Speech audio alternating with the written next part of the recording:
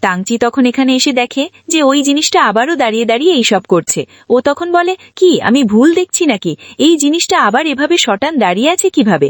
এবার তাংচির হুঁশ হয় যে ও আসলে সমস্ত মেকআপ সামগ্রী যেগুলো সুমিয়াও ইউজ করত তার সবই শেষ করে দিচ্ছে। তো আর কি করা, দ্রুত করে পিছন দিক থেকে পালিয়ে যায় তখন সুচেং। কিন্তু ওর পিছু পিছু দৌড়াচ্ছে তো তাংচি নিজেও। তাংচি আসলে ওর জন্য একটা গাজর নিয়ে এসেছে।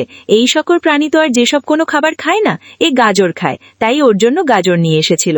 কিন্তু সুচেং মনে করেছে যে ওকে বোধহয় তাংচি আবার মারবে, কিন্তু না, যখনই তাংচি ওকে ধরে ফেলে তাংচি ওকে গাজর দেখায়। আর সুচেং জীবনেও গাজর পছন্দ করত না, এখন না চাইতে ওকে এই গাজরটা খেতে হচ্ছে। যেহেতু প্রাণীটাও নিজেই সেজেছে তাই ওকে তো অভিনয়টা চালিয়ে যেতে হবে। এরপরে তাংচি ও বন্ধুকে কল দেয়। ওর বন্ধু ইউ মূলত অ্যানিমাল প্রোটেকশনের কিসের একটা আন্ডারে কাজ করে, সে এসব প্রাণী ভালো সামলাতে পারে আর কি। ইউ বলে, ঠিক আছে, আমি কিছুক্ষণের ভিতরেই আসছি। যেহেতু ওই প্রাণীটা অনেক ডিস্ট্রাকটিভ তাই ওকে ভালোভাবে পোষ মানাতে হবে। তুমি চিন্তা করো না, আমাকে কিছুটা সময় দাও, আমি এক্ষুনি আসছি।